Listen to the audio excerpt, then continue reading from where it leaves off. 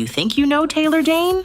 Think again. This woman has been at the center of some of the juiciest scandals in music history. From stealing a hit song right out of another artist's hands to causing a firestorm after performing at Trump's Mar-a-Lago, Dayne's life has been nothing short of a roller coaster. But that's just the tip of the iceberg. With all the twists and turns, this is her story. So, who is Leslie Wonderman, better known to the world as Taylor Dayne? Let's take it back to Long Island, where she grew up in a household that could have been straight out of a reality show. Her dad was a rageaholic who made life hell for everyone around him. And no, she wasn't born with a silver spoon in her mouth either. By the age of 4, she was already dealing with serious health issues, from kidney problems to bladder scares. During all of this chaos, there was one thing that kept her sane, and that was music. As a kid stuck in a hospital bed, the radio became her escape, and she didn't just listen. She mimicked legends like Stevie Wonder and Karen Carpenter. At 5 years old, she had made the decision. She was going to be a star, but for now,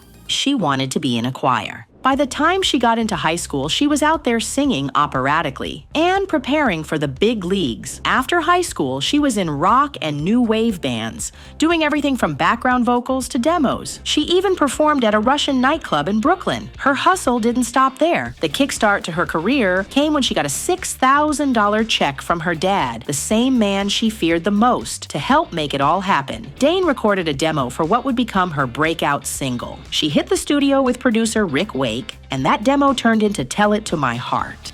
The song cracked the top 10 and ended up at number 7 on the US charts. And let's not forget the scandalous part of the story. She heard the song, loved it, and took it from Louisa Florio's hands, who had recorded it earlier and made it her own. And honey, the success didn't stop there. This track went global, peaking in the top 5 everywhere, and the 12-inch alone sold nearly 1 million copies. Taylor was also nominated for a Grammy, and producer Rick Wake said it best. People thought she was ethnically different because of that powerhouse voice. From there, Dayne was ready to drop the next banger, and trust me, she did. Prove Your Love came in hot, following Tell It to My Heart with another top 10 hit.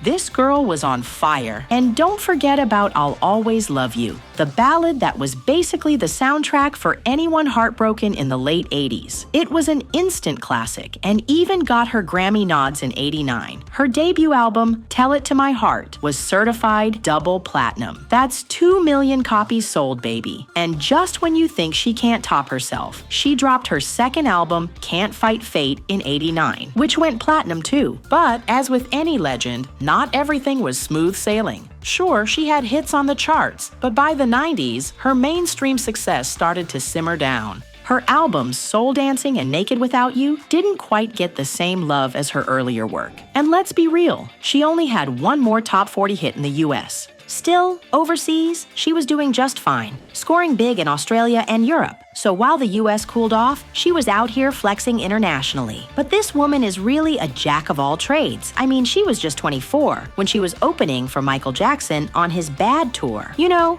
the height of Michaelmania. But as all things do, this one went a little south as well. During the tour, Frank DeLeo, Michael Jackson's manager at the time, pulled Taylor aside with some feedback from MJ himself. Apparently, Michael was concerned about the impact Taylor was having on the audience. He thought she might be exhausting them. And no, of course, he didn't mean it in a bad way. So of course Taylor was like, well, if they're exhausted, I must be doing something right. She laughed it off, knowing that if she was wearing them out, it just meant she was giving them all she had and then some. And that's not all. But it wasn't all glitz and glamour. The industry turned its back on Taylor at one point, thanks to none other than Clive Davis, the man she thought of as a father figure. Even with all her fame and success, Taylor had her moments, and she admits there were times she felt more alone and unhappy than ever, even though she had everything she ever asked for. But the real scandal came when Clive Davis, the legendary producer she saw as a father figure, pulled the rug out from under her. Yep, he dropped her after all those years of loyalty. She was crushed. The industry turned its back on her, and watching her name vanish from the charts was like a slap in the face. Like, ouch. But that was when she switched it up in the '90s and made a smooth transition into acting, film, TV, Broadway, you name it. If we're being honest, it might have been a blessing in disguise because, Honey, she's good at what she does. This woman even had a role on the 90s sci-fi series Nightman.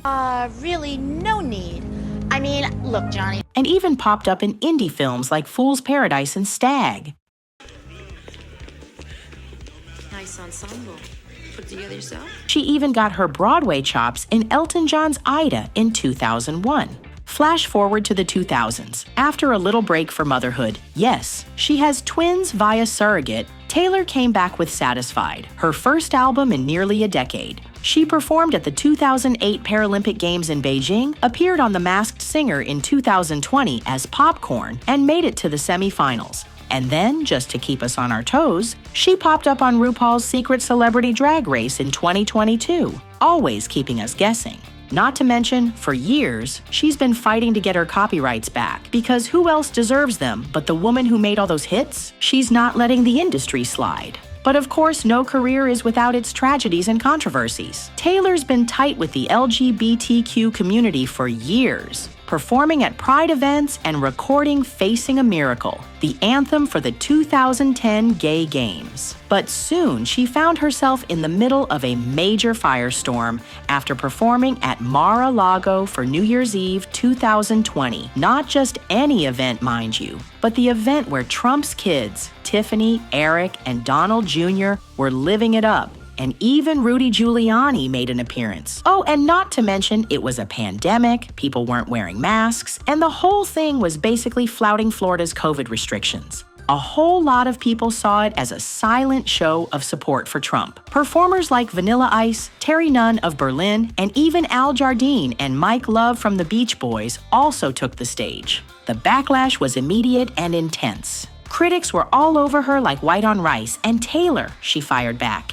In a now-deleted tweet, she defended herself by claiming she was just there to sing from the heart. Fans were seriously upset, and this wasn't gonna blow over in a day. She barely addressed it, only said she was trying to stay non-political and non-judgmental. No apology, just moving on. But her battles have been harder than getting canceled. In 2022, she was hit with a cancer diagnosis, colon cancer to be exact. But don't even think for a second that she crumbled. No, honey, she had 10 inches of her colon removed, and she came out the other side cancer-free. 2 days after she went under the knife, she got hit with a massive infection that caused organs to start failing, her fever to spike, and her body to completely fall apart. And it turns out, she didn't even tell her kids she was going in for surgery. 4 days turned into 4 weeks, and it got ugly fast. But if there's one thing she is, it's a warrior, and she's made full recovery ever since. It's safe to say she's been through a lot, and she has been talking about all of this in her 2019 memoir, Tell It to My Heart, where she laid it all out. From growing up in an abusive household to clawing her way through the mess of the music industry, Taylor told it like it is. Taylor Dayne's been around the block, and honey, she's seen it all.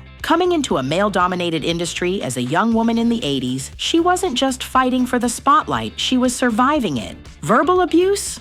Check. Being called a in her own video? Oh, absolutely. And don't even get her started on the pressure to fit some ridiculous beauty standard. Lose weight, show more skin, be sexy, but not too sexy. She was literally told to her face, you need to lose weight, or you're just not gonna make it. Yeah, that's the music industry. But now, she's straight up calling out how the industry still hasn't even scratched the surface of this problem. It's still rampant. The sexism, the mistreatment, the "you're not good enough unless you look like this" BS. So is it harassment, bullying, or just straight up sexual? Who knows? The lines are blurry, and that's exactly how they want it. But you know what's different now? Social media. Taylor's all about it. It's given women a louder voice, a believable voice. She says social media's been a game changer, letting women stand up and be heard in a way they never could before.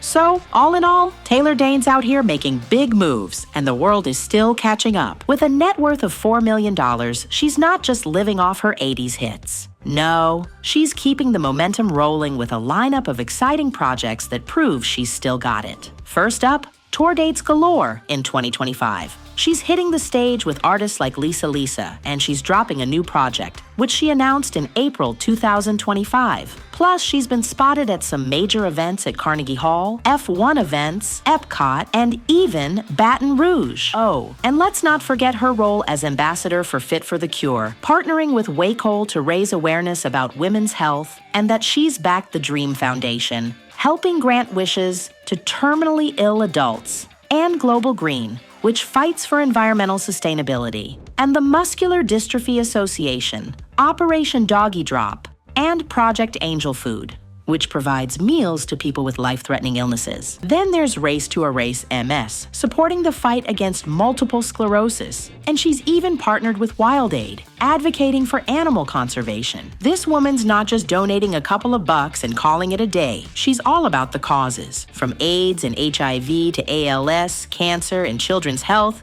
she's got it covered. Add in family, parent support, peace, poverty, water, and more, and you've got one powerhouse of compassion. She's truly a legend.